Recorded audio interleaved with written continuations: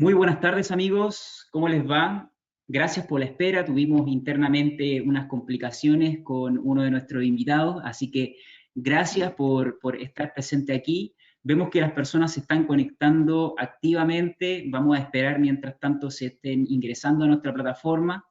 Mientras tanto, voy a presentarme. Mi nombre es Reinaldo Cubillo, director general de la Comunidad Profesional Porcina 333 en Latinoamérica. Una comunidad que lleva 22 años acompañando el desarrollo de la porcicultura a nivel global. Tenemos 10 idiomas, estamos en diferentes países o en diferentes también lenguas, acompañando tanto en educación, en desarrollo de la porcicultura, y a mí me toca poder llevar esta región y obviamente también a través de su desarrollo, también en la creación de conversaciones tan importantes para nuestros productores, tan importantes también para nuestro bloque económico latinoamericano, y que cada vez estamos en una economía globalizada. Así que para mí es un placer presentarle a diferentes invitados que tenemos convocados para hoy. Tenemos a 6 personas muy importantes que son líderes gremiales de nuestra región. Quisiera darle la bienvenida a todas las personas nuevamente que están llegando a esta reunión. Les voy a comentar un poco antes de presentar a cada uno de ellos cómo va a estar conformada esta estructura de conversación. Quizás muchos ya de ustedes participan en webinars donde esperan a veces quizás que existan presentaciones, pero aquí no van a haber slides, no van a haber presentaciones, porque vamos a tratar de hacer una conversación fluida para hablar de cosas importantes que nos interesan desde el punto de vista de nuestros mercados, ¿ok? Entonces, primero les digo de que vamos a basar esta conversación en 3 bloques, ¿ok? Vamos a basarlo en diferentes preguntas que ya están previamente establecidas para que nuestros invitados puedan responderlas, y cada invitado tendrá aproximadamente 3 minutos para que pueda responder, y así tampoco extender tan alto este evento, porque sabemos que muchos de nuestros invitados tienen cosas que hacer posteriormente.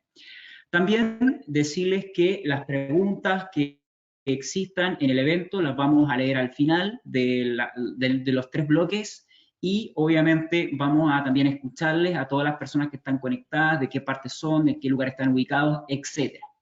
Internamente nuestra administradora está hablando con Lisandro Culazo, que lamentablemente está con algunas dificultades, veo acá que aparece sin conexión, posiblemente tuvo dificultades, que es el presidente de la Asociación de Productores Porcinos en Argentina.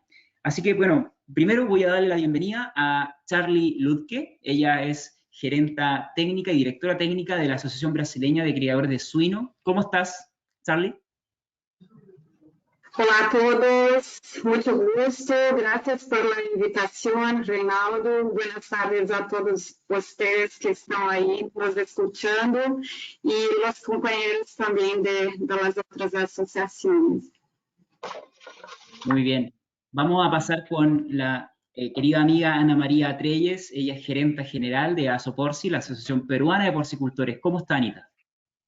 Buenas tardes, Reinaldo. Muy bien, muchas gracias. Muy contenta de reencontrarnos después de mucho tiempo y aprovechar para saludar a los colegas de las asociaciones de porcicultores, ¿no? Muy satisfactorio poder conversar en este día sobre este tema tan interesante, y obviamente muchas gracias también a todos los amigos que se han conectado a este evento, ¿no? Muchas gracias. También vamos a darle la bienvenida por primera vez a nuestras conversaciones online al señor Heriberto Hernández, presidente de Opormex. ¿Cómo está, don Heriberto?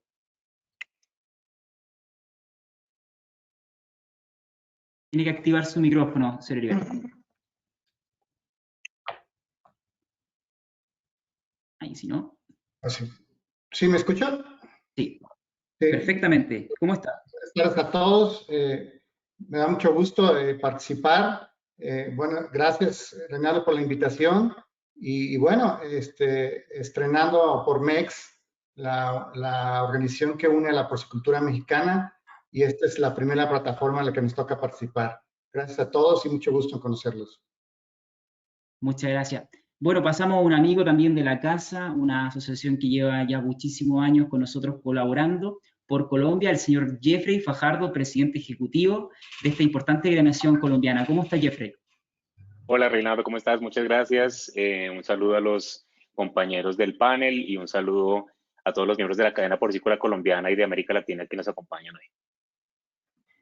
Muchas gracias. Y bueno, un amigo también de la casa, local, vecino, Rodrigo Castañón, de Asprocer, gerente general de esta agremiación chilena. ¿Cómo está, Rodrigo?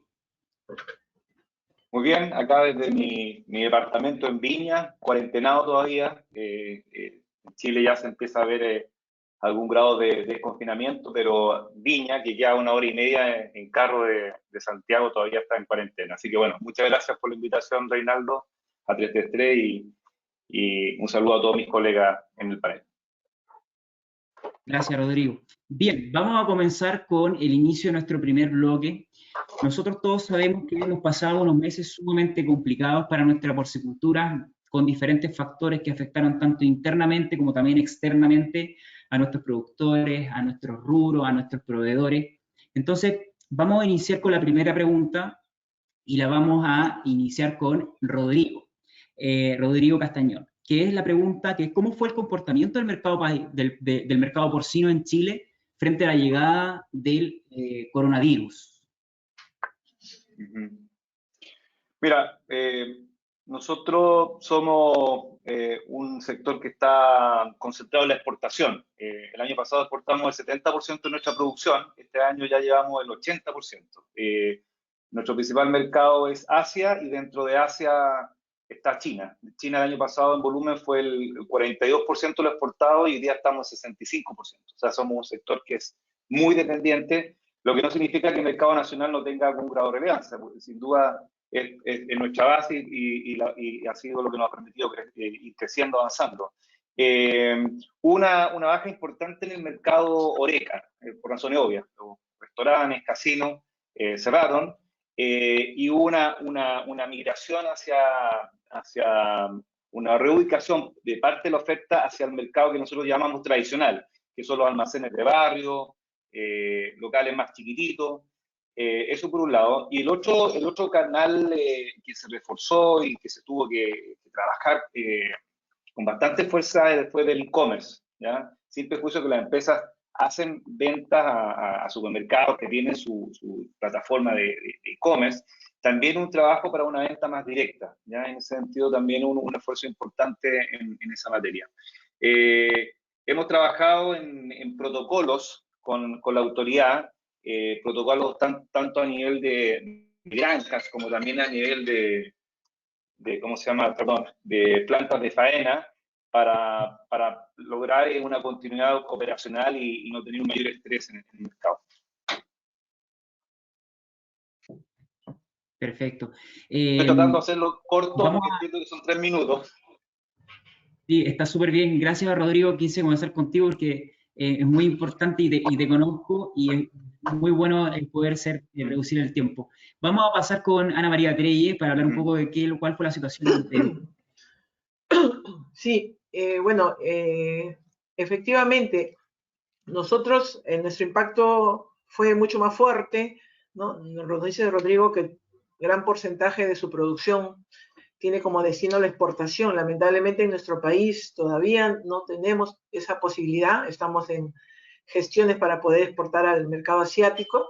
Entonces realmente el quiebre de la cadena de comercialización fue para nosotros la mayor dificultad, ¿no?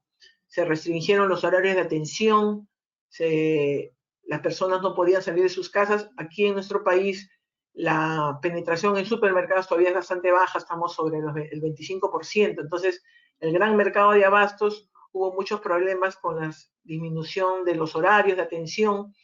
Lamentablemente, el precio obviamente se nos cayó casi en un 50%, el precio al productor, pero vimos que lamentablemente no se trasladó este mejor precio al consumidor, ¿no? Eso fue realmente lo más negativo para nosotros. Se acumuló bastante stock de cerdo, no tenemos mucha capacidad instalada de frío aquí en el Perú, justamente porque como no exportamos todavía, ¿no? Pero sí estuvimos tratando de que se pueda ir mejorando poco a poco esa situación, ¿no? Otro tema que tuvimos igualmente, el segmento Horeca, totalmente cerrado, ¿no? Y estimamos que este segmento es muy importante aquí para nosotros en el Perú, más o menos representa un 30% de toda la oferta de la carne de cerdo, ¿no?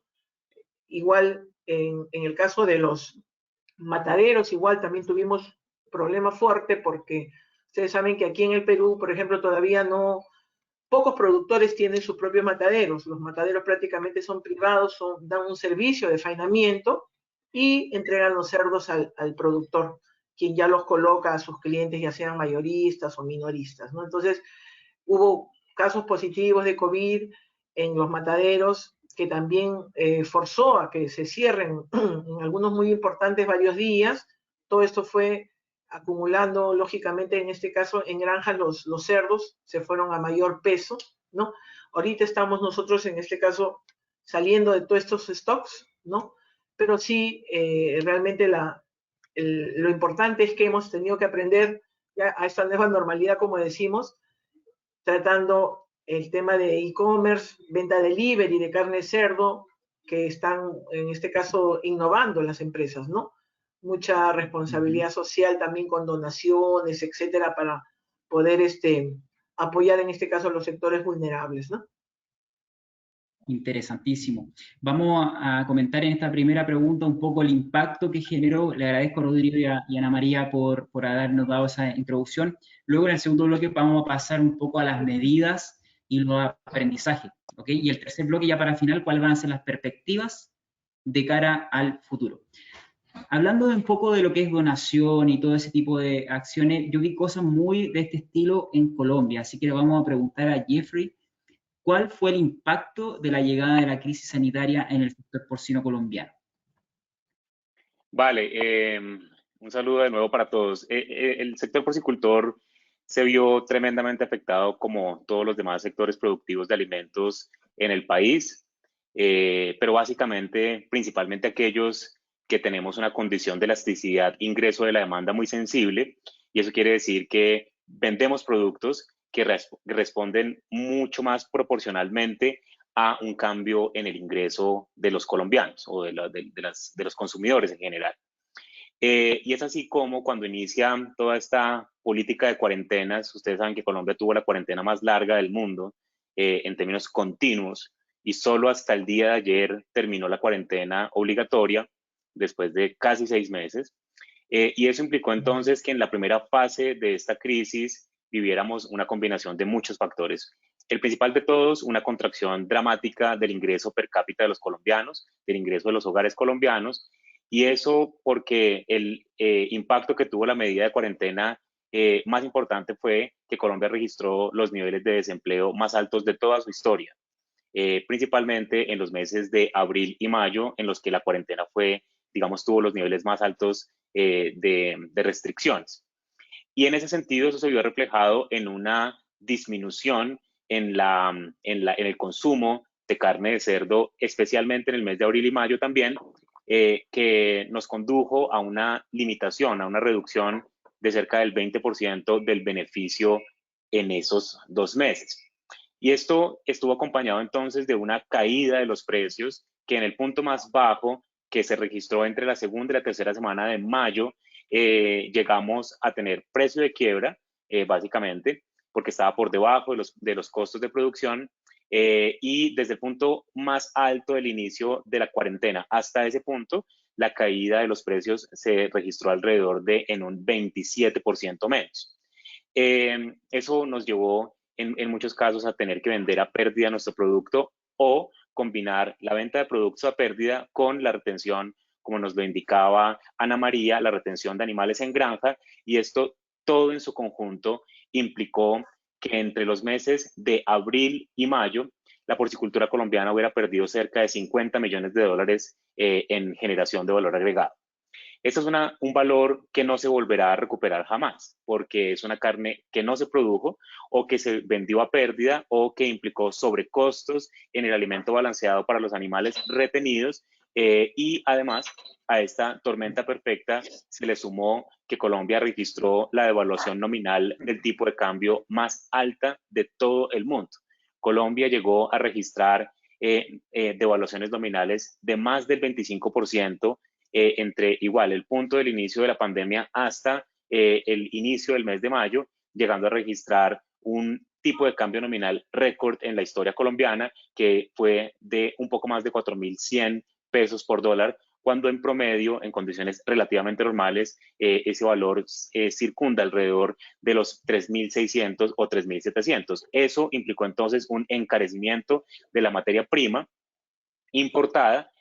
Colombia no produce los granos que se requieren para la producción de alimento balanceado, prácticamente todo lo importa de Estados Unidos y de Brasil, y esa devaluación nominal encareció también los precios de la materia prima. Esa fue una tormenta perfecta. Digamos, si quieres en la siguiente pregunta, de cara a nuestra reacción, pues les puedo contar qué vino después. Perfecto, muchas gracias por la introducción, Jeffrey. Vamos a pasar ahora a desafiar a nuestra audiencia para que aprendan un idioma tan importante también dentro de nuestro continente. Así que le vamos a preguntar a Charlie Lutke, gerenta de la ABCS, me cuesta siempre pronunciar. Cuéntenos un poco, Charlie, cómo fue lo que sucedió en los diferentes estados, porque yo sé que ustedes son una asociación que concentra a otras también asociaciones estaduales de Brasil. Coméntenme un poco cómo se comportó, cuál fue el impacto directamente de la crisis sanitaria en la suinocultura brasileña.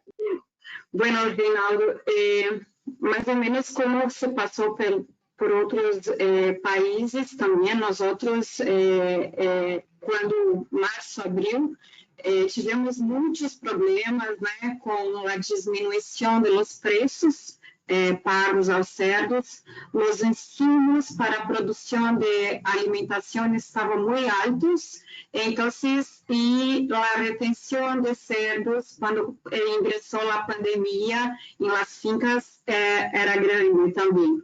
Depois, quando passou mais ou menos abril, maio, e o governo brasileiro começou a liberar o Corona Voucher, começou a melhorar, porque o que se passou que os restaurantes cerraram, então os estados as regiões que dependiam muito das vendas em las carnicerias regionais, tiveram muitos problemas, né? Pero o que nos ajudou muito é como Chile, as exportações começaram a demonstrar muito positiva, então o parceiro asiático começou a comprar muito do Brasil, aumentar os volumes da exportação, hasta que o Brasil aumentou cerca de 27 a 33% de volume de carne exportada para a China. E o mercado de China representa 49% de nossas exportações.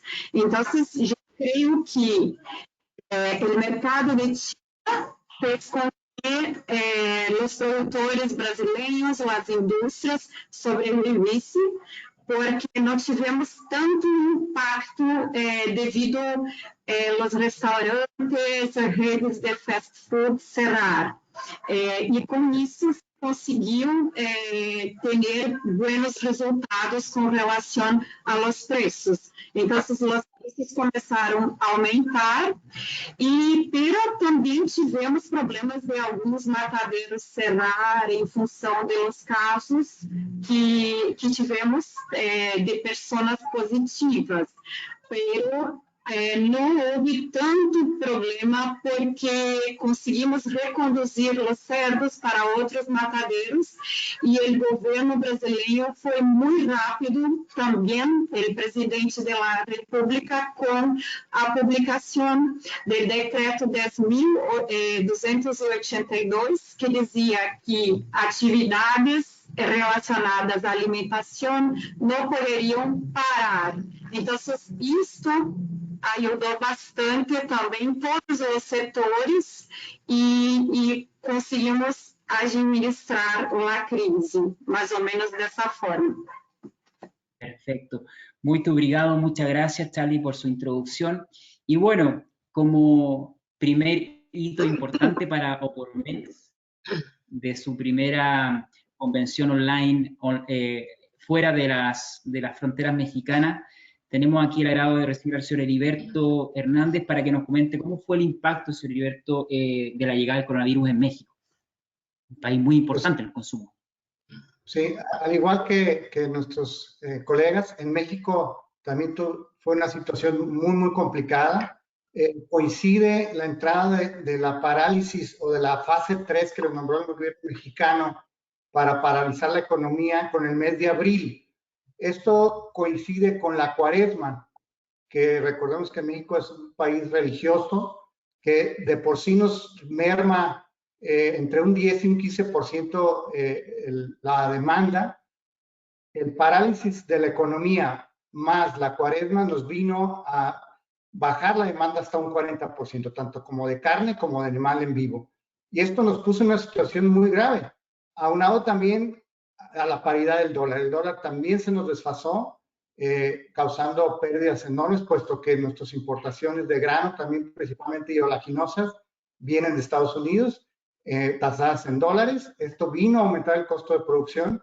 Y bueno, también recordemos un factor que es bien importante para la porcicultura mexicana, que estamos de vecinos de un país, del segundo productor de carne de cerdo.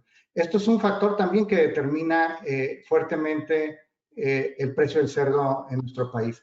Entonces, escuchaba a mi compañero Jeffrey de tormenta. Aquí fue un huracán, porque realmente fue muy complicada la situación. Por un lado, la falta de demanda del 40%, por otro lado, la paridad, y por otro lado, un vecino del norte con una matanza colapsada. En Estados Unidos la tierra no tiene valor y en México sí. No le metían mano de obra, querían deshacerse de esas piezas, las mandaron a nuestro país a bajos costos, muy bajos, y esto causó pérdidas enormes a la industria. Nosotros tuvimos pérdidas diarias entre el efecto de los costos de producción y la baja precio del cerdo de 2 millones diarios, que representa alrededor de 60 millones mensuales en el mes de abril, mayo y junio. Aparte, tuvimos unos inventarios muy altos que hasta el día de hoy no hemos podido desfogar en su totalidad. El precio del cerdo sigue reprimido y seguimos complicados hasta el día de hoy. La pandemia nos sigue azotando, seguimos con un cuadro, la verdad, muy complicado en la porcicultura mexicana. Bien, perfecto. Bueno, muchas gracias por su introducción. Veo que en la mayoría de los países la crisis fue una tormenta, un huracán, como dice el señor Heriberto, y creo que muchos de nosotros tuvimos que enfrentar estas crisis y tanto como líderes gremiales o también como un conjunto productor de un alimento, tuvieron que tomar medidas, y me imagino que esas medidas fueron algunas que funcionaron, otras que no mucho. Entonces, me gustaría comenzar con Ana María, de preguntarles cuáles fueron esas medidas. A mí me llamó mucho la atención de un concepto que escuché de la Asociación Peruana de Porcicultores, que son los mercados itinerantes. ¿De qué se trata esto?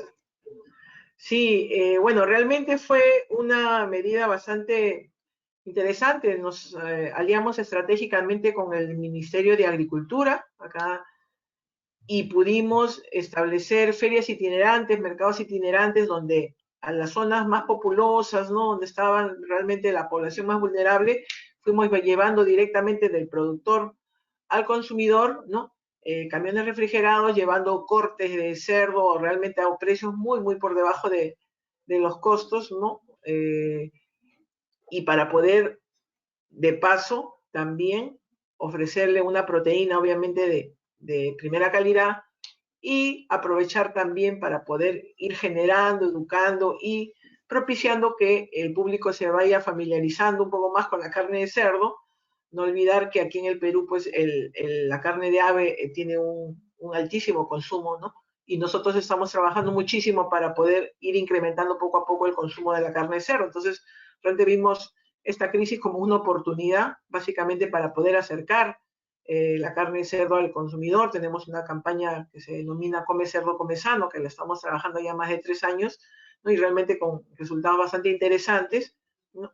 Y la idea era llegar al público en las diferentes, no solo en Lima, sino también en las regiones principales, y donde el público pudo tener el acceso a un producto económico, ¿no?, saludable, y sobre todo para incluirlo en su menú diario, que era lo más interesante para nosotros, ¿no? E inclusive hasta ahora continúa todavía ya en menor proporción, pero sí seguimos trabajando de la mano con el ministerio para poder acercar este producto, este alimento a al público, ¿no?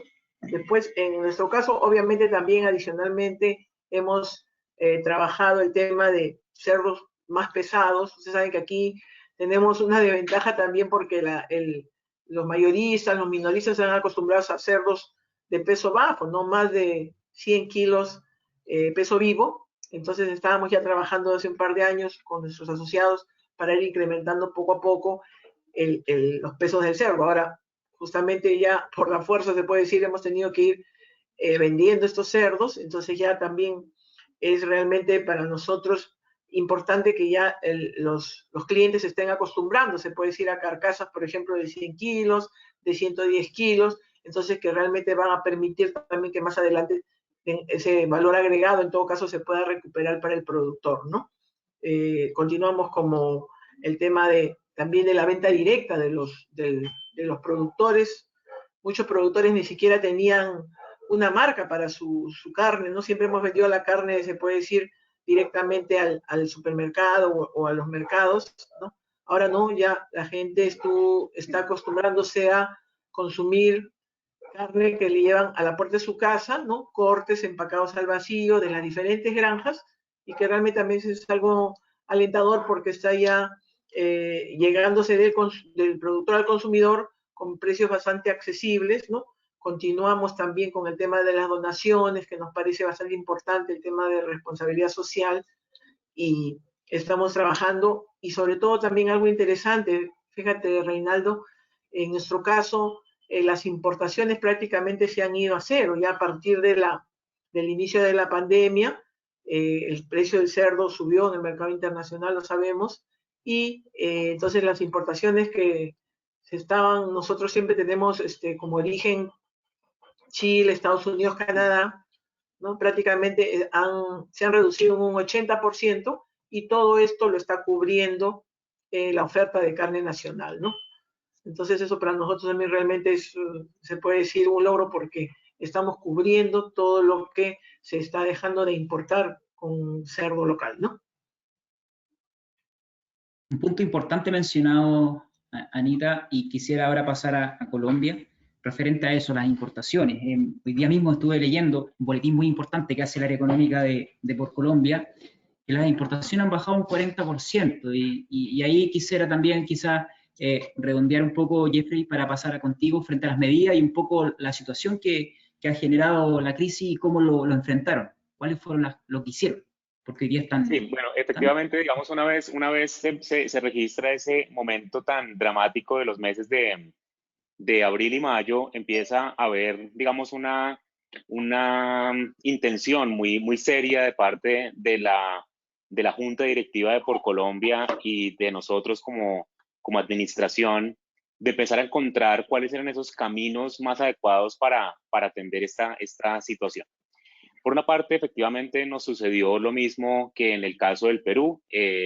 Las importaciones cayeron dramáticamente este año debido a varios factores. Lo primero es, como mencionaba Ana María, la disminución en la producción exportable de los Estados Unidos, obviamente la devaluación de nuestro tipo de cambio nominal, pues condujo a un encarecimiento importante de las importaciones, lo cual hizo más atractivo el producto colombiano, teniendo en cuenta además pues la caída misma del precio interno. Eso hizo entonces que la carne de cerdo colombiana asumiera una proporción mayor del mercado total del país, y en ese sentido logramos sobreaguar de cierta manera la situación. Interesante mirar los datos y encontramos entonces que inicia una etapa de recuperación de los precios a partir del mediados de junio, y eso se debía a varias cosas, se empezó a deber a varias cosas. Primero, a que nosotros encontramos una de las grandes nueces del problema, uno de los grandes problemas estructurales que estábamos enfrentando, y era que por una parte estábamos viendo una caída dramática de los precios al productor del cerdo en pie, pero esa caída de los precios no se estaba viendo reflejada al consumidor, y así iba a ser realmente imposible dinamizar el consumo y lograr que se absorbiera a través de demanda agregada interna esa producción que estaba, digamos, reteniéndose en las granjas. Y al encontrar esa explicación nosotros empezamos a hacer una estrategia que a través de medios de comunicación invitara a esos siguientes eslabones de la cadena, a los comerciantes y a las grandes superficies, a solidarizarse con el sector y a transmitir de mejor manera esa caída de los precios. Y es así como empezamos a desarrollar alianzas con las grandes superficies de Colombia. Hicimos una gran alianza con la grande superficie más grande del país, la empresa que tiene más puntos de venta en Colombia de distribución de alimentos, y logramos entonces que empezara efectivamente esa transmisión de los precios al consumidor, y eso empezó a reactivar definitivamente el consumo. Ese probablemente es uno de los elementos más importantes de toda esta situación. Y los precios empezaron a reaccionar no solo por la reacción misma del consumo, sino además porque lo que crecimos en producción para cubrir ese mercado de importación no equivalía, fue inferior a lo que se estaba importando, digamos, en promedio en los últimos años. De manera que, en términos generales, el mercado total de porcicultura colombiana, entre importaciones más producción nacional, se disminuyó. Y eso entonces elevó los precios del producto en Colombia, y es una tendencia que está todavía en desarrollo. Todavía seguimos viendo un incremento, digamos, no dramático, pero sí sostenido lentamente de los precios. Entonces, ¿qué empezamos a hacer nosotros aparte de esta medida estructural que tomamos? Nosotros sabíamos pues que este es un país con unos altísimos índices de pobreza, altísimos índices de pobreza rural, y teníamos pues el compromiso de, definitivamente, en esto le doy todo el crédito a mis miembros de junta directiva que quisieron sumarse solidariamente a esta situación y destinaron una parte del fondo para fiscal que administra por Colombia para llevar a cabo un programa de ayudas a las familias menos favorecidas. Cuando me ponen esa tarea a mí y a mi equipo de trabajo, una noche pues pensé que teníamos que hacerlo de manera audaz, de manera inteligente, no simplemente entregar carne por entregarla. Y esa noche pensé efectivamente en ese canal Horeca, hoteles, restaurantes, casinos, bares que definitivamente estaban cerrados y que solo hasta ayer estuvieron totalmente cerrados. Los bares siguen cerrados en Colombia, y que son un canal de comercialización a través del cual se lleva una parte importante de la carne de cerdo en Colombia al consumidor. Entonces, pensamos en esas familias que definitivamente lo habían perdido todo de un momento a otro, todo su empleo. Estamos hablando de familias que reciben un ingreso y se lo gastan inmediatamente, que no tienen capacidad de ahorro, viven, digamos, como en el día a día, y efectivamente esa ruptura de esos ingresos era dramática, y por eso enfocamos esas ayudas a ese canal Horeca, y es algo de lo que nosotros nos sentimos todavía muy orgullosos, porque le tendimos la mano a un sector que seguramente nunca se va a olvidar de eso. No lo hicimos porque se acordaran, pero realmente ahí se generó una sinergia histórica entre la producción porcícola colombiana y los restaurantes, los hoteles, los casinos y los bares, que seguramente van a tener carne de cerdo de aquí para adelante siempre en sus menús.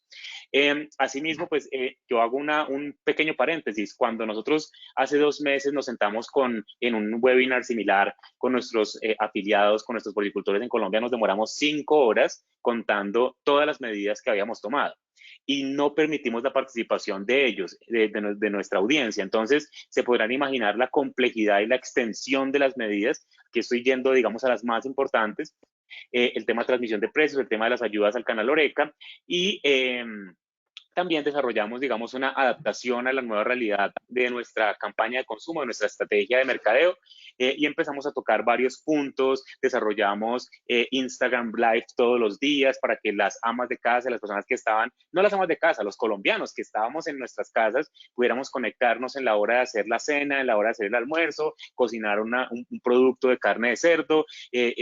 Modificamos nuestras piezas en televisión, en radio, para adaptarlas a esa nueva realidad de aislamiento. Desarrollamos un esquema a través del cual creamos una red de aliados, una red de restaurantes que hacían domicilios, que llegó a tener cerca de 10.000 registros, 10.000 restaurantes en el país, que publicitaron, que están todavía, porque eso existe todavía, en ese repositorio de proveedores de productos preparados de carne de cerdo.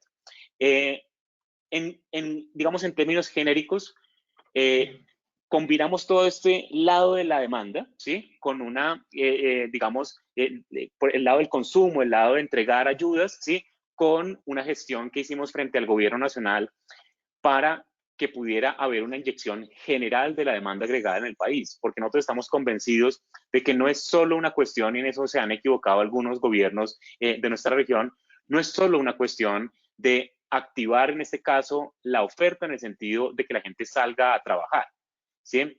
Es reactivar la demanda. Sin capacidad adquisitiva, ni los colombianos, ni los mexicanos, ni los peruanos, ni nadie en América Latina va a ser capaz de retornar a la plena normalidad, porque puede que volvamos a trabajar todos, pero si no hay quien compre, y esto ¿por qué lo digo? Porque si Colombia tiene todavía el 20% de su población económicamente activa en desempleo, ¿sí? Y eso implica entonces que no es porque ayer abrieron las puertas para las actividades económicas, ya todo el mundo recuperó el empleo, no, es que hay muchas empresas quebradas, hay muchas empresas que no volverán a existir, de manera que ese grupo de colombianos, esa masa crítica de colombianos, le va a tomar mucho más tiempo retornar a una sostenibilidad económica de sus familias, y esas son familias de las cuales no nos podemos olvidar simplemente porque ya todo el mundo pudo salir a trabajar. Hay lugares en donde pues, tuvieron simplemente que cerrar.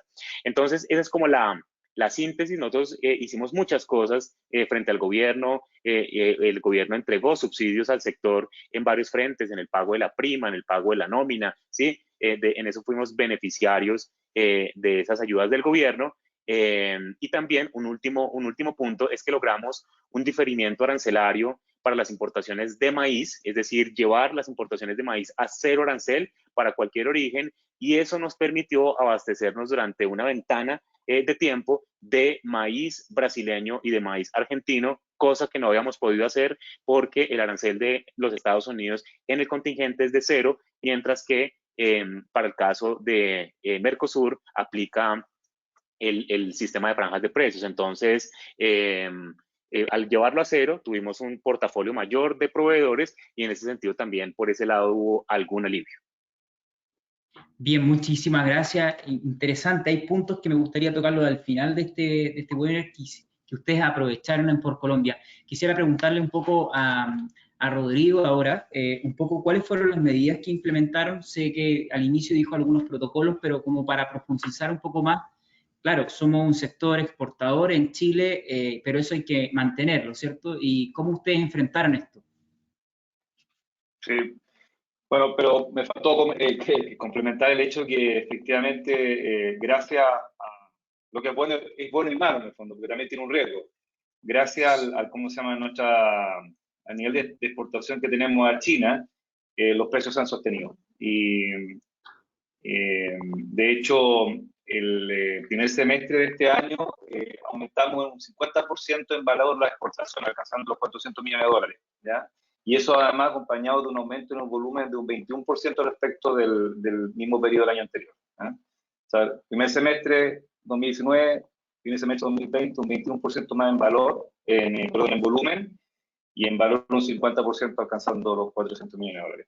Bueno, la verdad es que nosotros implementamos una estrategia bastante temprana para poder abordar el desafío de lo que significa esta pandemia.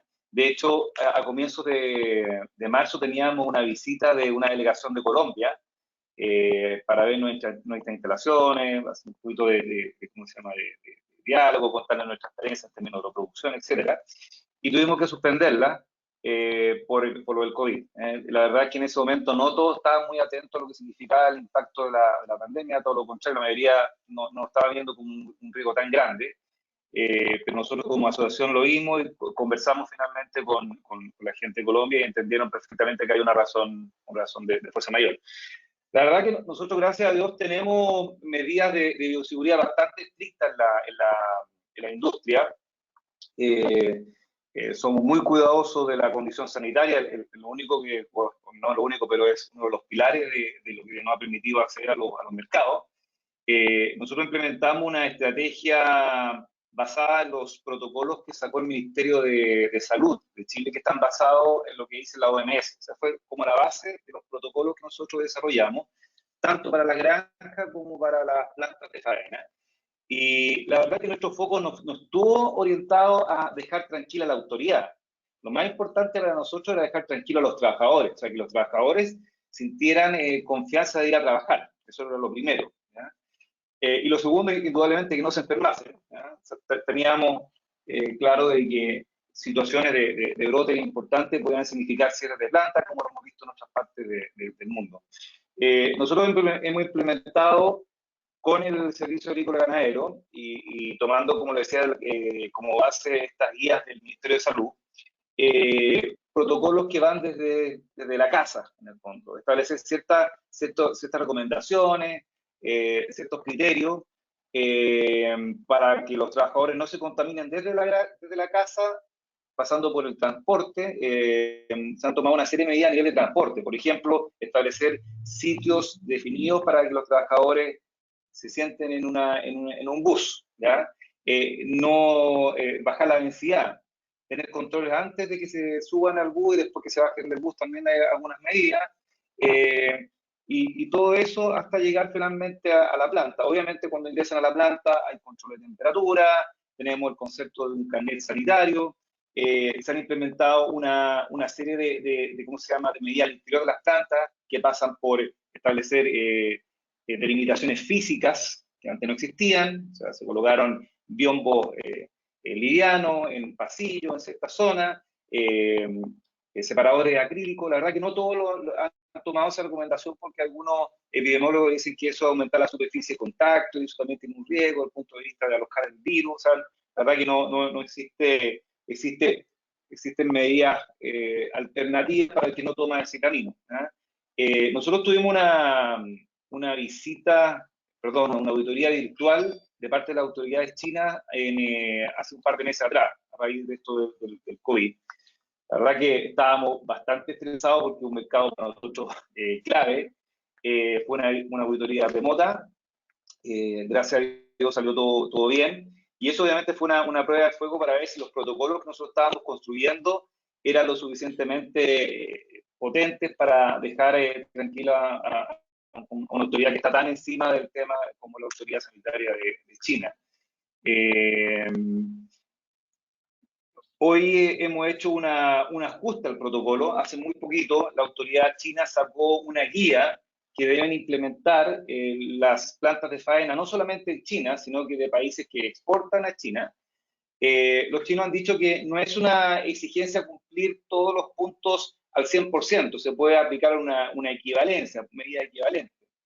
Todo eso lo hemos estado discutiendo con el Servicio Agrícola Ganadero en nuestra agencia, que depende del Ministerio de Agricultura, y hoy tenemos un protocolo que está implementado al 100% y contempla estas medidas que salieron hace un par de semanas de China. Sin duda que no dejan ningún cabo suelto para que luego los chinos lo exijan, ¿no? Hay que hacerlo al 100%. Buen Mira, punto. se ha generado toda una discusión, se ha generado toda una discusión, pero mira, que no hay evidencia, que es un poco lo que se puede observar en diferentes medios, etc. Pero la verdad es que aquí la música la coloca China. Esa es la verdad de ¿cómo se llama?, que nos toca enfrentar. Por lo tanto, hay algunas cosas que estemos convencidos o no, las tenemos que hacer igual, y las estamos haciendo. Perfecto, gracias Rodrigo. Bueno, ahora nos pasamos a México y luego seguimos con Brasil. Señor Heriberto, ¿cómo enfrentaron las medidas? ¿Cómo enfrentaron la crisis? Cuéntenos un poco al respecto. Bueno, lo primero que hicimos fue generar protocolos para nuestros trabajadores en las granjas. Fue la primera medida que generamos en la agrupación, lo que era antes Soporpa, que ahora es Sopormex. Hay un consejo técnico en que se dio la tarea inmediata de generar protocolos y manuales para poder proteger a nuestros trabajadores. Esa fue la primera acción, y en ese sentido también dar a conocer, dar certeza al consumidor que la industria estaba trabajando, que iba a haber abasto, que no iba a haber un desabasto, que estábamos de pie, puesto que en la parálisis hubo un caos en ese sentido, y salimos a decirle a nuestros consumidores que la industria seguía caminando y seguía fuerte, ofertando carne de calidad de cerdo. Estuvimos también en reuniones con las autoridades, tratando de ver los caminos para el colapso de la demanda del 40%. Y en ese sentido, si bien Algunos estados en México, nuestros amigos de Sonora y de Mérida, exportan, son estados exportadores a Japón, a China. En estos generamos también los protocolos y la certeza para seguir exportando, y nos dimos a la tarea con el gobierno mexicano para poder desfogar este inventario que hasta el día de hoy traemos, enlistar nuevas plantas de exportación a China. En esa tarea estamos fuertemente.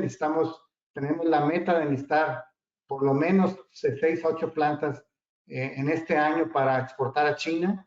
Es fundamental para nosotros poder diversificar los mercados y poder exportar que traemos en carne y en cerdo en pie ya de mucho peso.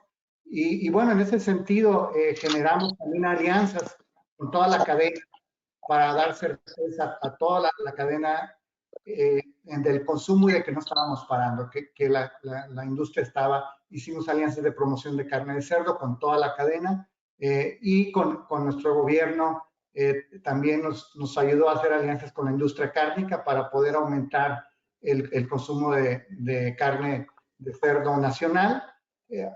Recordemos que nosotros tenemos siempre el gran reto de las importaciones de carne de cerdo de Estados Unidos. Somos un país deficitario, alrededor del 40% de lo que consumimos viene de nuestro vecino del norte. Esto significa un reto enorme, y en ese sentido nos dimos a la tarea de hacer alianzas con la industria para tratar de aumentar el volumen de consumo nacional. Básicamente, esto fue lo que estuvimos trabajando para poder paliar de alguna forma, aunque al día de hoy seguimos trabajando en estrategias, sobre todo para la diversificación de mercados, accesar al mercado de China, como bien ya nos lo comentaba Rodrigo, con los nuevos lineamientos que China está planteando, volvimos a llenar todas las hojas de requisitos, estamos trabajando fuertemente en ese sentido, porque al día de hoy seguimos con inventarios todavía detenidos. El tema de COVID, creemos que ha replanteado mucho la parte o reforzado mucho la parte de la sanidad en granjas, que ya veníamos trabajando, y en los mataderos también estamos trabajando muy fuertemente en eso, y hemos logrado que ningún matadero pare, que siga trabajando. Hemos logrado la certeza, dar certeza a todos nuestros trabajadores de las plantas de matanza para seguir trabajando hasta el día de hoy, para que nuestros mercados, nuestros amigos de la región de la parte alta de Sonora y de Quequén sigan exportando. Y se me olvidó comentarles hace un momento, otro agravante más que tuvimos fue la lamentable quema de una de las principales plantas de nuestro amigo de Quequén, de los mayores exportadores de carne de cerdo a China. Entonces, realmente fueron muchos factores los que se nos juntaron en un momento determinado. Gracias. Bien, muchas gracias a usted, Heriberto. Y bueno, vamos a pasar ahora a Brasil. Brasil ha sido noticia también, porque por ahí aparecen fotos de cómo salen los buques dirección a Asia. Así que cuéntenos un poco, ¿cómo han sido las medidas que implementaron Charlie para poder sostener la alta demanda? Bueno, Reinaldo, yo creo que es muy cerca de que los otros colegas comentaron acá. Y Brasil, una cosa que yo creo que nos ayudó mucho fue el auxilio que el gobierno estableceu durante a pandemia. Então, o presidente estabeleceu cerca de R$600 por mês para as famílias consumir alimentos, um voucher. Então, isto ajudou bastante a impulsionar o mercado interno e as compras regionais, e impulsionou o consumo de alimentos, principalmente na parte de produtos de origem animal, na cadeia lecheira, carnes, huevos. Então, principalmente nas associações estaduais, nos mercados menores, se começou a recuperar fortemente com esse auxílio emergencial do governo, né? Porque acá temos mais de 200 milhões de habitantes. Então, de certa forma, o mercado interno começou a melhorar quando as redes de fast food, restaurantes cerraram. E uma que miro, por exemplo, como Ana Maria falou, Peru foi muito restritivo com lockdown, e em Brasil, os grandes centros comerciais, São Paulo, Rio, não tivemos lockdown. Então, de certa forma, o consumo continuava.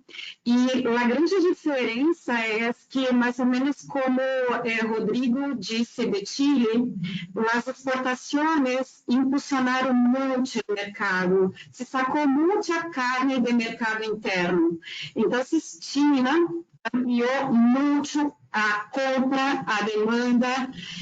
Nós outros, de 8 plantas de matadeiros, passamos para 17. Habilitadas para exportação para a China. Então, as grandes plantas de matadeiro começaram a produzir muito para exportação China, e isso ajudou bastante. E também, uma outra medida que nós outros trabalhamos muito no início da pandemia foi com o governo, como os outros colegas comentaram.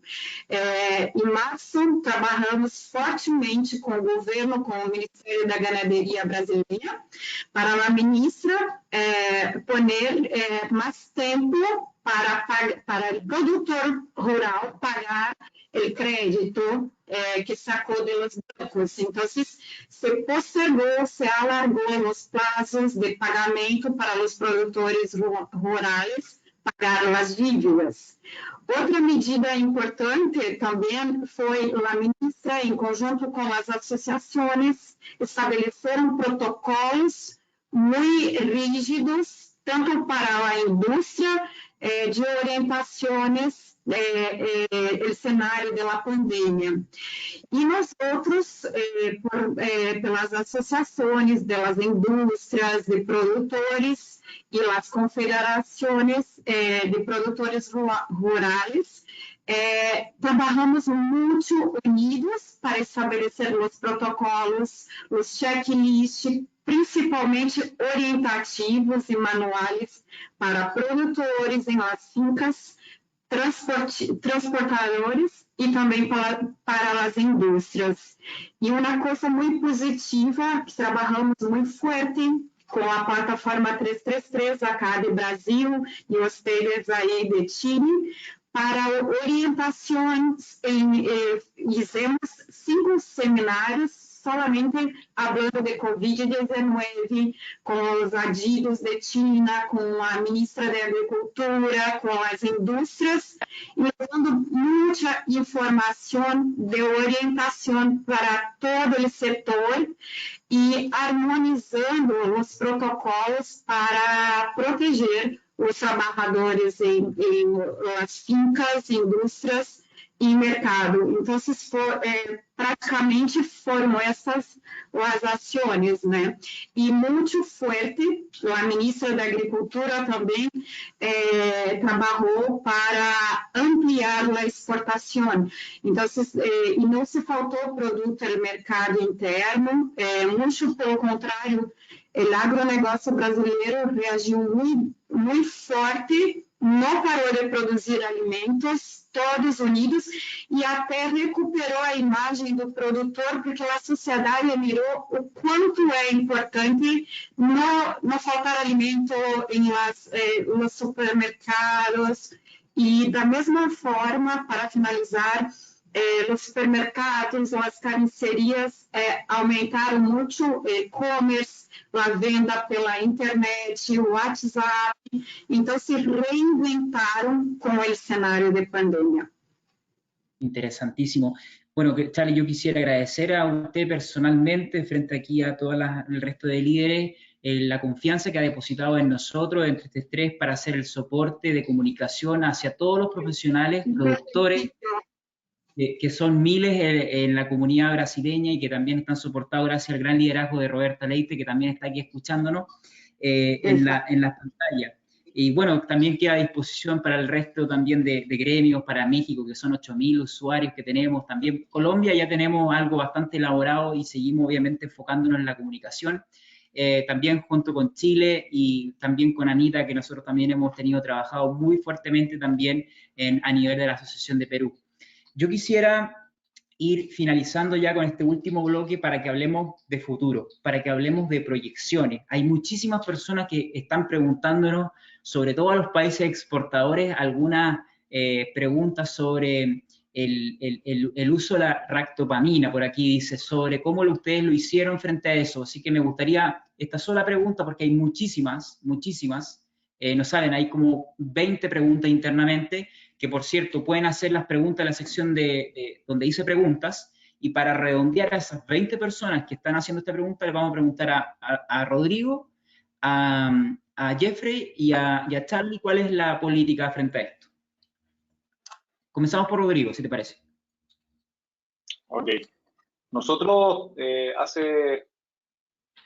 no tengo claro, pero entre 5 y 10 años tomamos, puede haber sido algo más cercano a los 5, tomamos la decisión de no ir hacia el uso de la ractopamina. Una cosa es el beneficio desde el punto de vista productivo, donde yo creo que no hay mucha discusión al respecto, pero sí hay una decisión de carácter comercial y vimos que eso podía ser una complicación para nuestra penetración en el mercado de China.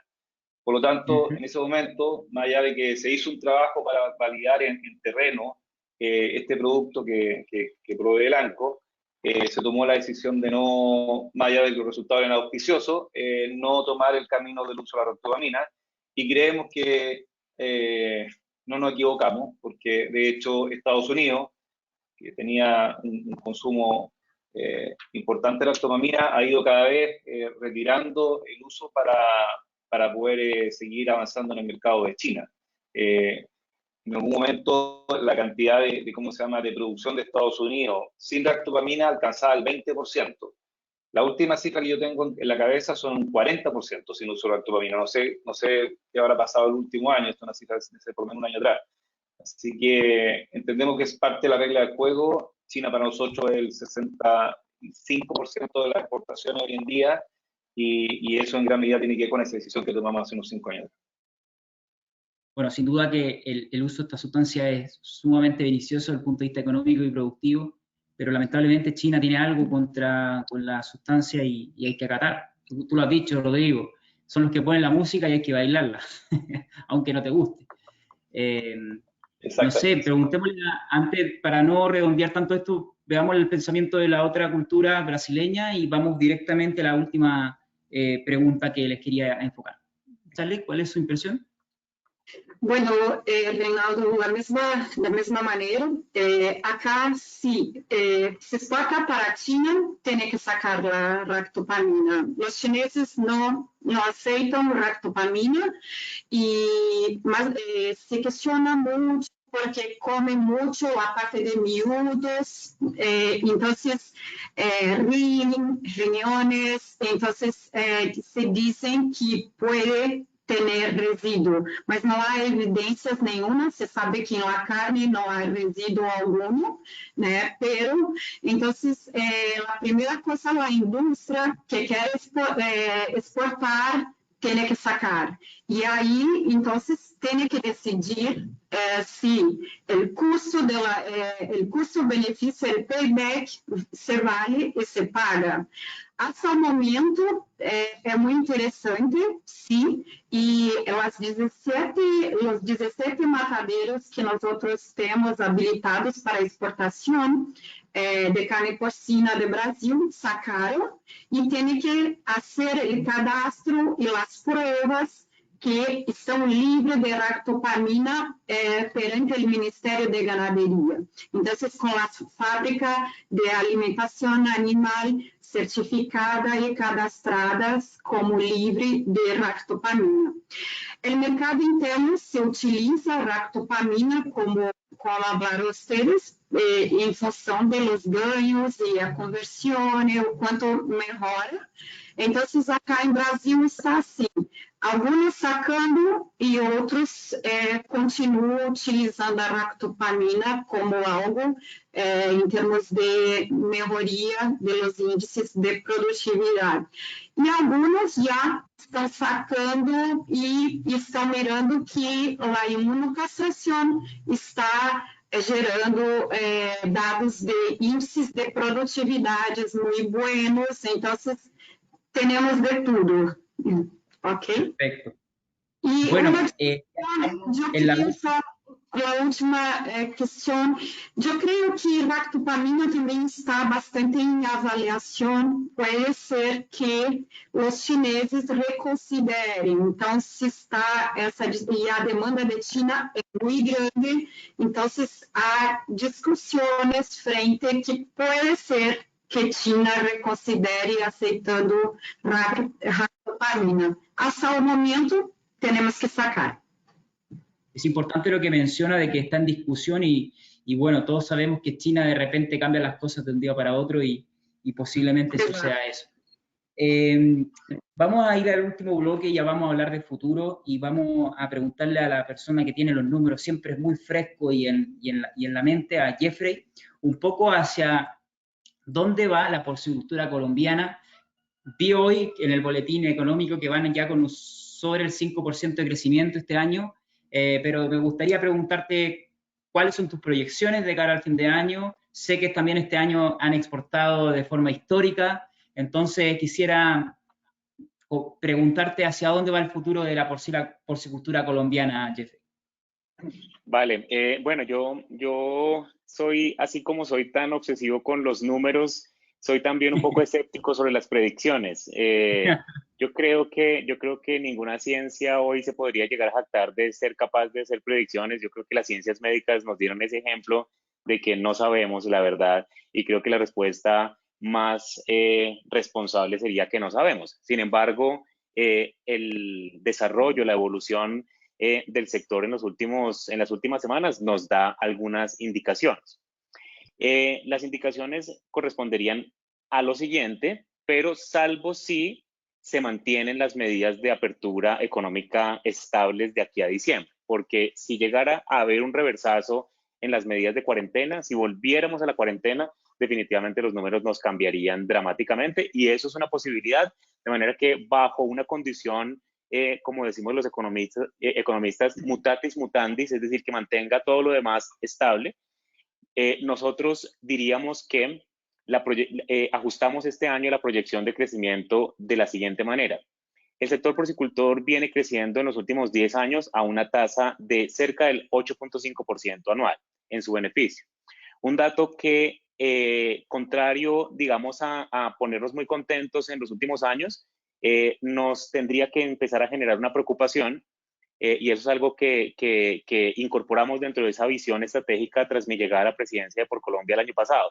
Y es que no necesariamente crecer es un indicador de la salud del sector, porque si se crece de manera desincronizada con el crecimiento de la economía colombiana y por ende del ingreso real de los colombianos, podríamos vernos abocados a unos fenómenos de sobreproducción que nadie desea. Y esta pandemia nos enseñó precisamente eso, que si se produce más de lo que los colombianos son capaces de consumir, el desplome del sector es inevitable. En ese sentido, veníamos creciendo a tasas del 8.5. Nosotros desde principios de este año, sin saber que iba a haber esta pandemia, habíamos proyectado un crecimiento del 6.3%.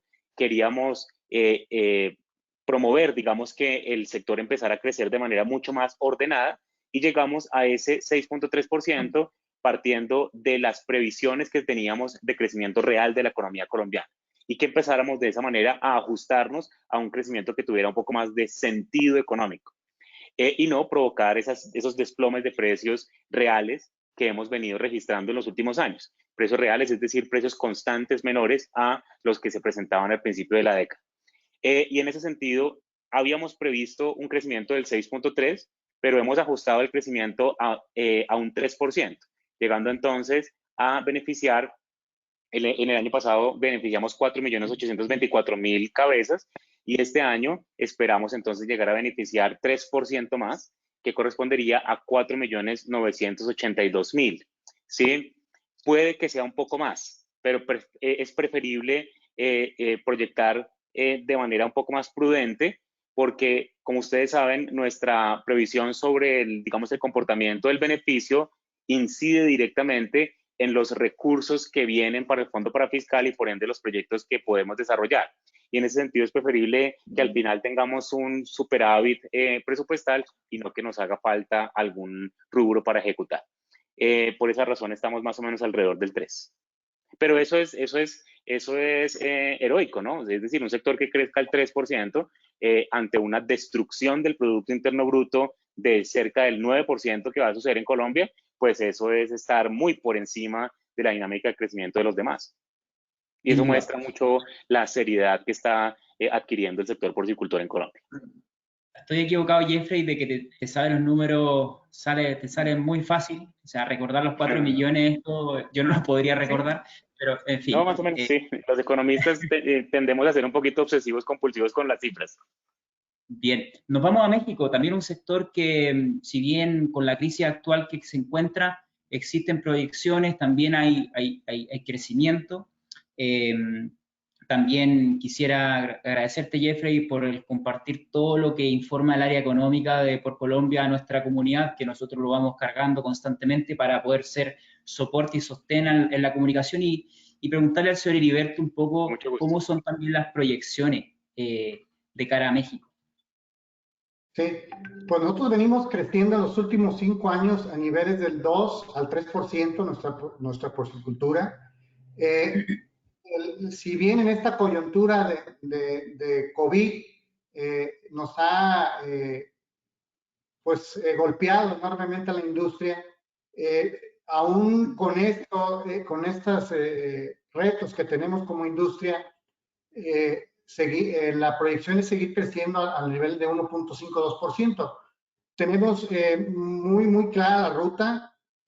Si bien por un lado somos deficitarios de un 40% de carne de cerdo y tenemos que competir con uno de los mayores productores de carne de cerdo, con un productor que tiene de los costos más bajos, o si no decir más bajo de grano, con todos estos retos, tenemos la ruta clara de que el mercado de exportación al mercado chino, aumentar la parte de Japón y a otros países, combinando la exportación con el mercado nacional, podemos seguir creciendo en los mismos niveles que venimos haciéndolo.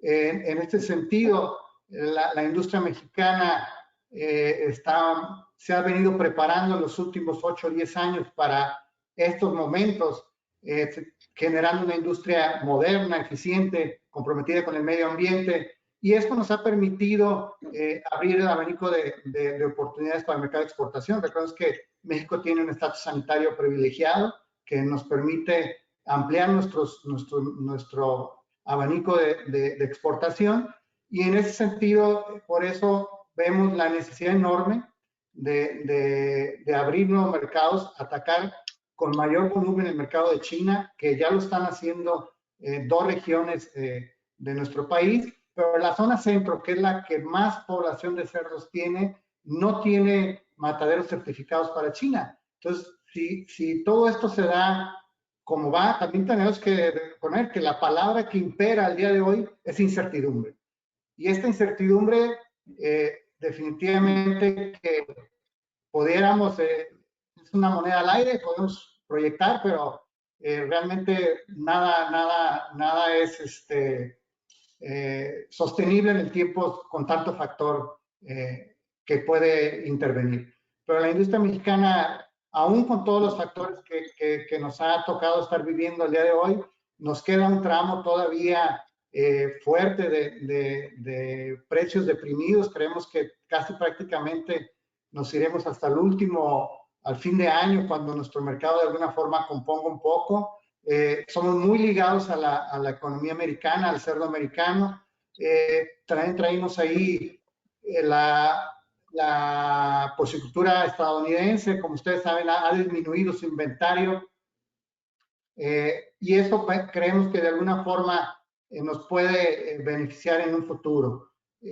Como les digo, sigue imperando la palabra incertidumbre, pero la porcicultura mexicana creo que está haciendo la tarea enorme, titánica, de aumentar su volumen de exportación, su oferta nacional, y también hay que decirlo, en un contexto país complicado, esta administración nos ha dejado solos, no tenemos ningún tipo de subsidio, la industria como tal es la que está haciendo este enorme esfuerzo, y eso también es muy meritorio de la industria mexicana. Yo creo que el estar con este empuje hacia adelante, no perder el crecimiento del 1.5 al 2% de la industria mexicana, con los agravantes también que tenemos en la administración como país, pues es enorme mérito de la industria porcina mexicana, de los productores, que seguimos con la expectativa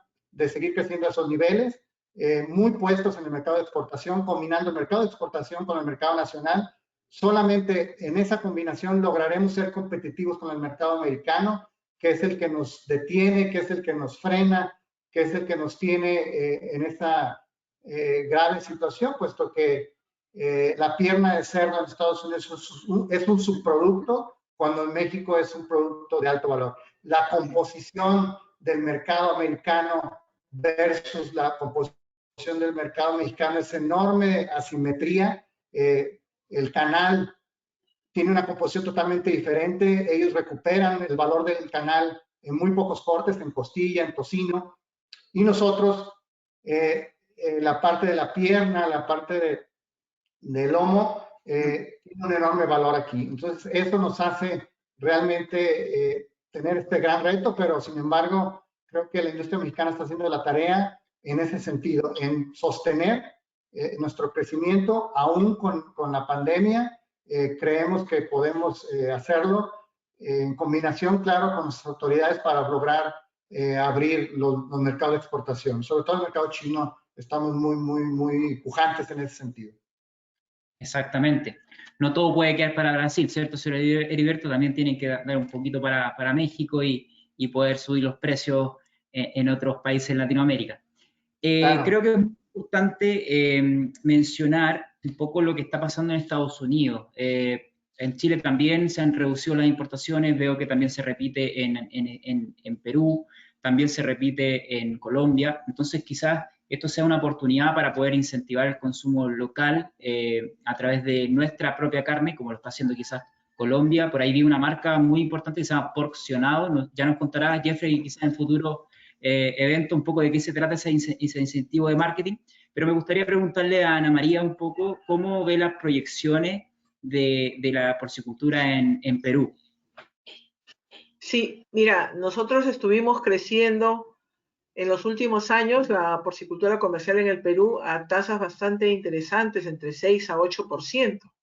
Inclusive teníamos una proyección de crecimiento del consumo sostenido con nuestra campaña Come Cerdo, Come Sano, como les he comentado, básicamente en redes, ¿no? Campaña bastante agresiva, pero que en realidad nos está dando buenos resultados. Sin embargo, a raíz de la pandemia hemos tenido un poquito que reajustar cifras porque proyectábamos llegar al 2021, que es nuestro bicentenario, ¿no? Con 10 kilos per cápita. Hemos venido creciendo desde el 2010, que estábamos en 3 kilos, imagínense, ¿no? Más o menos para que se den una idea. Queremos tener un crecimiento sostenido. Hemos reajustado nuestras cifras para este año de crecimiento más o menos entre un 2.5 y 3%, ¿no? Estamos en ese momento en el país con una recesión fuerte, como ustedes habrán visto ya en las noticias. Y lo que sí tenemos claro, que tenemos que avanzar en la cadena productiva. Tenemos que acercar el producto al consumidor, directamente del productor.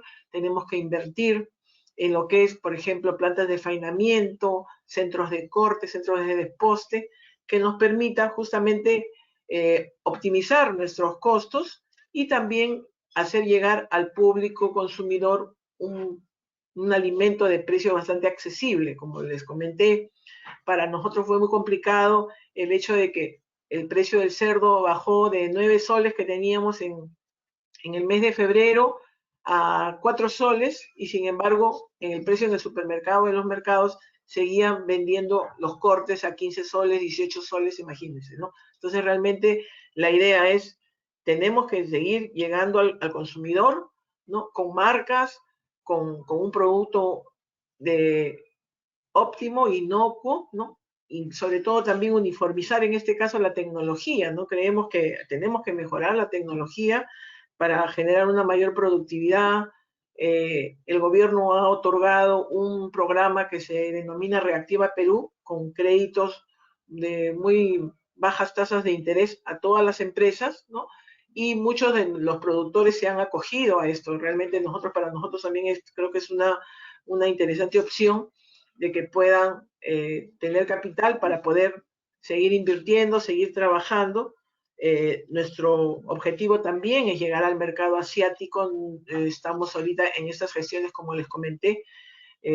Creemos que con todo el trabajo, conjuntamente con el SENASA, el Ministerio de Agricultura, podamos conseguir, Dios mediante, el próximo año poder llegar al mercado asiático, ¿no? Ya tenemos las conversaciones con China adelantadas, con Singapur también, ¿no? A pesar de que nuestro mercado, mejor dicho, nuestra producción de repente no es tan grande como nuestros colegas que me acompañan, nuestros países vecinos, pero sí tenemos la expectativa de que ya con un acceso al mercado externo y sobre todo el gran techo que tenemos todavía por crecer en lo que es el mercado local, ¿no? Porque imagínense, solamente aquí en el Perú, como un ejemplo, tenemos la región de Arequipa, que está al sur del Perú, más o menos a 700 kilómetros de Lima, tenemos un consumo per cápita de 18.5 kilos. ¿Qué quiere decir? Que tranquilamente podemos llegar a esos índices y educando al consumidor, dando a conocer las bondades nutricionales de la carne de cerdo, ¿no? Y sobre todo a precios accesibles, ¿no? Yo creo que con ese trabajo sostenido de nuestro programa Come Cerdo, Come Sano, estamos teniendo resultados bastante alentadores y creemos que vamos a seguir mejorando y poder llegar en el 2025 a 15 kilos per cápita también, si Dios lo quiere, ¿no? Gracias. Vamos a estar todos juntos y vamos a celebrar aquella cifra, porque sé y le estoy acompañando al sector peruano desde que eran 5 kilos. Recuerdo perfectamente, Anita, cuando nos conocimos. Así que estoy muy contento. Vamos a pasar ahora con Chile. ¿Cuáles son las proyecciones? Yo soy una persona que me gusta mucho los mercados, los vengo siguiendo todos, así que vamos a dejar en palabras de Rodrigo un poco cuáles son sus expectativas. Bueno, contarles que nosotros hemos tenido un crecimiento bastante discreto durante los últimos 5 años aproximadamente. Y eso básicamente porque se ha generado toda una discusión en términos del impacto ambiental que tiene la industria en el ambiente, ¿ya? La verdad que nosotros somos un sector que está a favor de avanzar en la materia. De hecho, hoy en día más del 65% de nuestra producción se encuentra en lo que dice relación al manejo de los purines con tecnología avanzada. Estamos hablando de biodigestores, plantas de lodo activado, etc. En paralelo, el Ministerio del Medio Ambiente está sacando adelante una norma para el control de olores molestos, ¿ya? Y la verdad que, si bien es cierto, está bastante encaminada la norma hacia lo que debe ser, hay algunos temas que creemos que tienen que ser incorporados a la discusión, porque en el caso contrario eso va a ser un estrés muy grande para el sector, ¿eh? Nosotros siempre hemos planteado de que se vea la experiencia de países desarrollados en la materia, Dinamarca, Alemania, de una forma súper transparente. No queremos manipular o conducir el análisis, sino que decimos a la autoridad, vean por favor qué es lo que están haciendo estos países, cómo han mejorado el problema desde el punto de vista normativo. Dado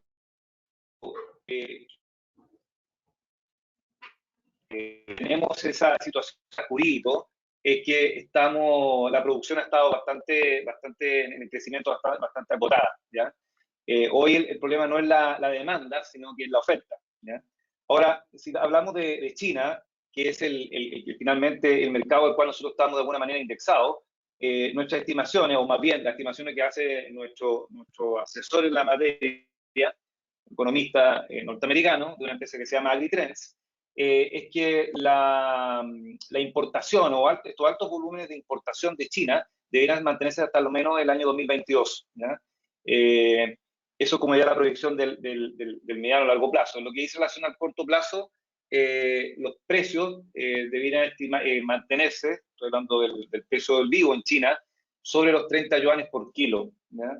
Eso obviamente tiene un arrastre finalmente lo que es el precio de la carne en el mercado, y en virtud de que nosotros estamos muy indexados a esa situación, creemos que los precios se deberían mantener bien, bastante buenos hacia fines de este año. De todas maneras, nosotros no descuidamos la presencia que tenemos en Japón, en Corea. De hecho, estos son mercados que son importadores por excelencia, donde hay ciertos cortes que tienen un mejor valor, un mejor precio que lo que tiene China, o por lo menos lo que tenía históricamente China. Y el otro esfuerzo, el otro trabajo que no tenemos que dejar de lado es la apertura hacia nuevos mercados. Nosotros estamos apostando a abrir, a lo menos en el mediano plazo, el mercado de Vietnam. Nosotros tenemos un tratado de libre comercio con Vietnam, pero no hemos podido tener acceso desde el punto de vista zoosanitario.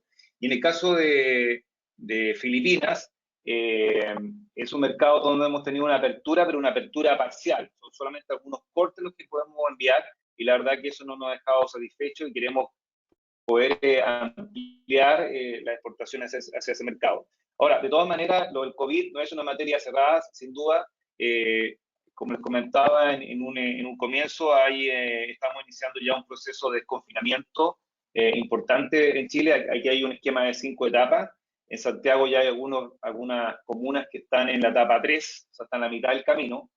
Pero sabemos que eso significa un riesgo, ¿no? Si observamos lo que ha pasado en países donde ya se ha generado un desconfinamiento total, existe un alto riesgo de que se vuelva atrás, y nosotros estamos preparados para ese posible escenario desde el punto de vista del control y evitar de que se nos generen algunos brotes dentro de las plantas y dentro de las granjas. Perfecto, muchísimas gracias, Rodrigo. Y bueno, ¿cómo es la situación de Brasil? ¿Cuáles son las proyecciones y el futuro? Bueno, Reinaldo, a projeção é muito favorável, né? O produtor de cerdos acá no Brasil está sendo muito estimado. Nunca se ganhou tanto como agora. O produtor brasileiro, hoje, os preços estão cerca de 6 a 7 reais por quilo, pago, o quilo vivo pago por cerdo. Então, se pensarmos há 12 meses atrás, o produtor ganhava a metade desse valor. Teve um aumento muito grande. Então, o produtor brasileiro, a suinocultura brasileira se recuperou muito bem durante a pandemia, isso graças à exportação da China. Pero a projeção é que se aumente cerca para o ano, na média de 39% para a exportação da China, e China é quem importa do Brasil, representa a metade de nossas exportações, certo? Então, mas uma coisa que nos preocupa muito é que China importa mucha carne, pero está importando mucho los granos, soya. Entonces, el precio de soya brasileiro está muy alto. Maíz también no está diferente. Entonces, y China está levando toda a produção de farelo de soja, e isso é bastante preocupante para o segundo semestre deste ano. Então, isso é uma coisa que estamos trabalhando com o Ministério da Ganaderia para sacar as taxas para importar soja e talvez maíz, porque estamos já com um déficit de granos. Não é tão complicado, pero os preços de las sacas estão cerca de soja 126 reais. É um preço muito alto para os produtores brasileiros, e a base de nossa produção, 80% do custo da produção de cerdos é relacionada à alimentação animal. Então, estamos felizes pela recuperação dos preços, pero atentos em função da exportação dos granos, que está muito alta, porque a moeda brasileira desvalorizou muito em relação ao câmbio internacional. E com isso, né, a exportação está muito alta, né? E é muito barato para os chineses sacar los granos de Brasil ao invés de los Estados Unidos. Pero, como todos agora, estamos muito otimistas e pensando que iremos aumentar mais de 3%, né? A produção e exportação 39%, mais ou menos é o que estamos planeando de média para este ano. E otimista porque China, com mais de 1,3 bilhões de habitantes, então irá consumir muito. E tem déficit muito grande, como o Rodrigo falou, em função da peste porcina africana e a recuperação de rebanho, deve continuar, então, as exportações. Eu creio que temos que, é o momento de trabalhar todos os países unidos para aumentar as exportações para o mercado, principalmente asiático. Pero também temerosos porque queremos também diversificar os países para o mercado de exportação, porque nós sabemos quanto tempo irá se dar essa situação com China, né? E sabemos que estão recuperando já, pero os brotes continuam de PPA, então não é algo rápido. E com certeza temos aí mais uns 2 anos de exportação boa para todos os países. Importantísimo lo que ha mencionado Charlie respecto a la diversificación. Países como España, que son netamente exportadores también a China, se han dado cuenta de esa gran problemática que estaban disminuyendo su diversificación porque estaba todo tornándose a China. Gran punto, creo que... Na Rússia, o Brasil exportava muito para a Rússia, depois se cerrou totalmente o mercado e a Rússia se recuperou. Então, temos estamos tentando trabalhar mais diversificação dos países, mas muito contentos com o mercado asiático e trabalhando forte também Coreia do Sul para tentar ingressar mais no mercado de Coreia do Sul y Japón también. Perfecto. Gran punto, Charlie. La diversificación sin duda que va a ser muy importante. Hemos llegado ya a la finalización de este evento. Tuvimos más de 200 personas conectadas. Ya algunas se están marchando debido a que seguramente tienen que hacer más cosas. Yo quisiera agradecer a cada uno de ustedes por el tiempo que han depositado. Para nosotros como comunidad profesional es un hito el poder haber hecho este conversatorio online con... estaba haciendo aquí las cuentas, por lo menos más del 75% del inventario de reproductoras de Latinoamérica, que son más aproximadamente, según nuestras estadísticas que tenemos en la sección de estadística 333, son aproximadamente 4 millones, pero por lo menos tenemos acá 3 millones de femias, o de matrices, o de cerdas reproductoras para poder cumplir con todos los lenguajes que tenemos aquí presentes. Así que para nosotros, para nuestros usuarios, que ya también estamos alcanzando récords, la pandemia también no solamente para ustedes récords, también para nosotros, en términos de tráfico de usuarios, ya somos 34.000 usuarios en Latinoamérica, profesionales, productores, que obviamente están segmentados y están siempre dispuestos a leer, a consultar, a aprender, a educarse. Y bueno, también dejarles invitados a nuestro evento online en noviembre, que va a ser el 333 Experience Congress. Vamos a hablar de temas tan importantes como los que hablaba Rodrigo sobre la expansión de empresas, cómo lo hacen desde el punto de vista de financiamiento, comunicación, relación con las comunidades. Tenemos unas empresas muy importantes que están creciendo en zonas altamente densas, por ejemplo en España, que vienen a mostrar su caso de cómo lo están haciendo.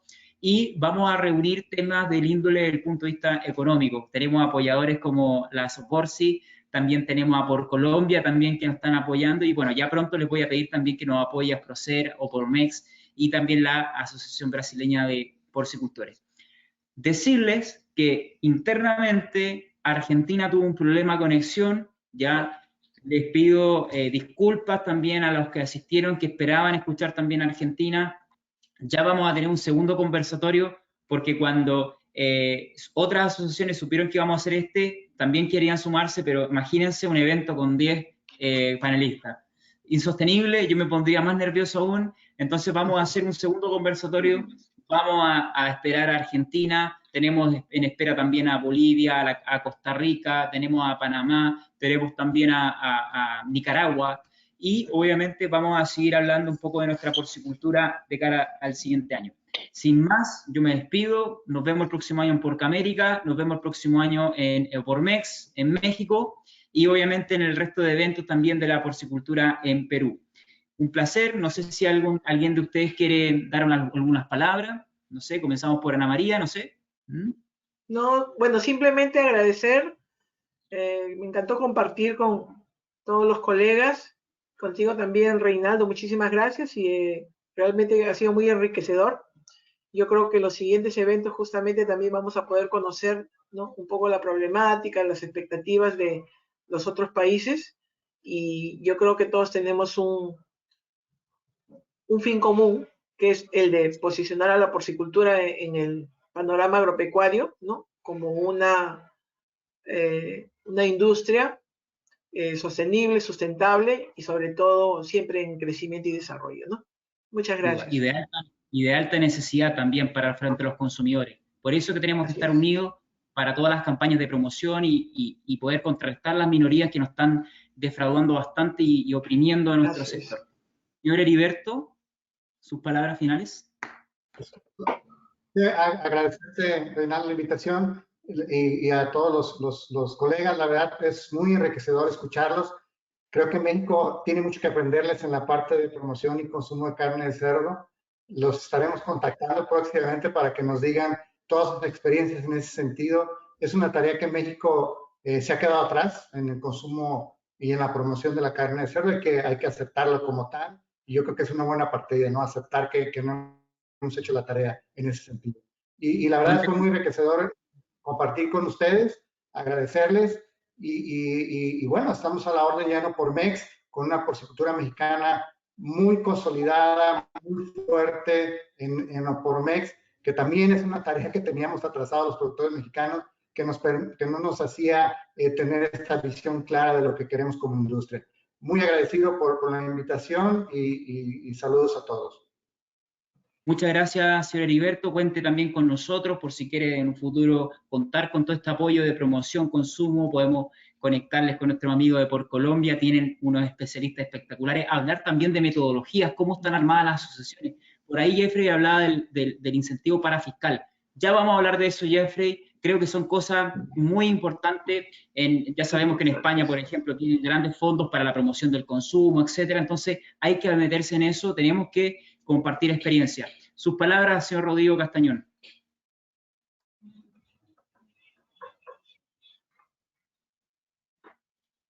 Rodrigo, no se escucha. Ahí sí. Jeffrey, si te parece bien, vamos contigo. Gracias, Reinaldo. Pues muy amable por la invitación. Definitivamente un panel de lujo. Un saludo a nuestros copanelistas de nuestros países latinoamericanos. Desde Porcolombia, completamente dispuestos a compartir nuestras experiencias. Porcolombia ya en este momento puede mostrar premiaciones internacionales por nuestras campañas de mercadeo.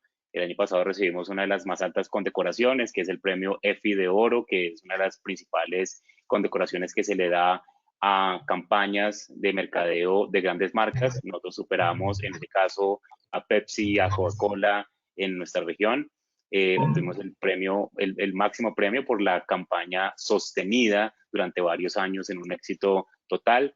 Pero en todo caso, eso es solo una parte de la realidad de la porcicultura colombiana. En realidad creo que desde el punto de vista estructural, toda la transformación del consumo que se ha dado en Colombia obedece mucho más a la transformación misma de los porcicultores como empresarios del campo, esa transformación que los ha hecho cada vez más conscientes de la necesidad de empresarizarse, de formalizarse, de expandirse, de ser mucho más sólidos desde el punto de vista financiero y, por supuesto, de todas las transformaciones en granja que se han dado en parámetros de productividad, de rendimiento, de conversión, que hoy, digamos, nos están generando una expectativa de continuar con un desarrollo agrícola y pecuario como un sector líder. Es más que eso, nosotros simplemente lo que hacemos es contar que eso está sucediendo y que los consumidores colombianos pueden estar tranquilos y consumir una carne de la mejor calidad, pero contamos algo, desarrollamos una dialéctica alrededor de una realidad en el detrás de cámaras, que es la transformación misma de la porcicultura, y en eso Colombia continuará haciendo todos sus esfuerzos. Muchas gracias, Jeffrey. Ahora me recuperé, tuve un lapsus de internet. Dale, adelante, Rodrigo. Perdón. No, solamente quiero agradecer la oportunidad de poder participar en nombre de la industria, en nombre de los productores de cerdo de Chile, de esta instancia. Creo que son muy valiosas para saber qué estamos haciendo como continente. Poder también compartir nuestra experiencia y también, obviamente, recoger la experiencia del resto de los países para ir buscando soluciones. La verdad que estamos enfrentados a un desafío enorme, en este caso de mantener la continuidad de nuestras operaciones, y de hecho nosotros hemos estado teniendo contacto con algunas empresas. De hecho hay varios chilenos trabajando en Quequén, en esta empresa mexicana, con la cual tenemos algún contacto para saber cómo han estado lidiando con algunos temas asociados al COVID y estas exigencias que han venido de China. Así que encantado y a disposición de ustedes. Muchas gracias. Gracias, Rodrigo. Te envían saludos acá en la interna Álvaro Ruiz, mi profesor ahí de estudio, que está conectado, la doctora Laura Batista también enviando muchos saludos. Mil disculpas por no abrir el panel, porque son demasiadas las que existen, pero lamentablemente tenemos en 10 minutos más un evento en Brasil. Nos vamos a Brasil, Charlie, no con ustedes, sino con un cliente. Entonces, tenemos que, obviamente, ya ir cerrando. Vamos a agradecer también a todas las personas que están escribiendo, a Óscar González, que está conectado desde Argentina, todas las personas que están acompañándonos. Tenemos gente de Venezuela, tenemos gente también de Europa, me doy cuenta, trasnochando esta hora, no sé qué hacen aquí, escuchando a los latinos, pero bien, están también interesados en saber lo que está haciendo Latinoamérica en Europa. Entonces, Charlie, le dejo a usted para que con su buen portuñol, que lo entendemos perfectamente, y le felicito como habla, pueda finalizar este evento, que no creo que sea el último, estoy clarísimo.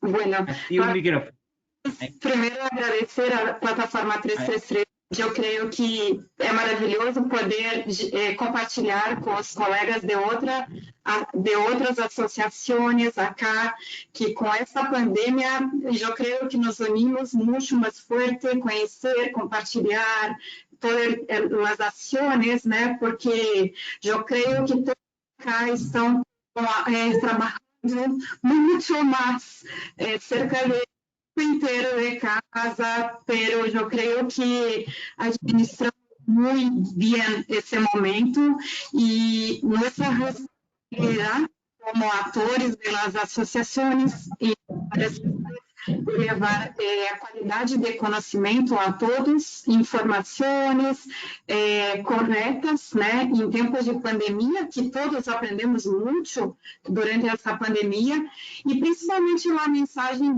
da biosseguridade, da segurança dos alimentos e a saúde do rebanho porcinocultor. Então, nossa missão trabalhar forte esses pilares, né, e de líderes que estamos acá e todos nos escutando para ser o melhor sempre e levar o conhecimento a todos. Então, muitas graças a 333 e a todos vocês, companheiros, e invitar vocês, porque temos vários webinars junto com o 333 falando este mês sobre antibióticos e iremos compartilhar com Estados Unidos, Espanha, Canadá, a estratégia de como diminuir o uso de antibióticos na porcinocultura. E depois temos também um webinar muito importante sobre peste suína, peste porcina africana e peste porcina clássica. Então, este mês ainda. E no próximo mês estamos trabalhando na Semana Nacional da Carne Porcina em Brasil. Então, são cerca de 1.000 supermercados que irão trabalhar 2 semanas, de 1 a 15 de outubro, promovendo a venda da carne suína. Nós chamamos de Semana Nacional da Carne Suína. Então, muitas tiendas, restaurantes, trabalhamos forte o marketing para aumentar o consumo de carne suína. Bueno, e todas las informaciones están en nuestro sitio web www.abcs.org.br y tiene mucho material para compartilhar. Gracias a los colegas todos y dizer que admiro mucho el trabajo de ustedes ahí de la Latinoamérica. Bueno, muchísimas gracias, Charlie. Es un gran abrazo virtual para todos los que están participando y también para las personas que nos están enviando saludos. Lucas Rodríguez, Laura Batista, en fin. No tengo más palabras para agradecerle a ustedes porque obviamente nuestra comunidad de T3 no sería nada gracias a vuestra participación y también gracias al apoyo de los líderes gremiales. Así que nada más, nos vemos, hasta la próxima, mucho éxito y que tengan una excelente tarde. Hasta pronto. Gracias. Chao. Chao. Chao.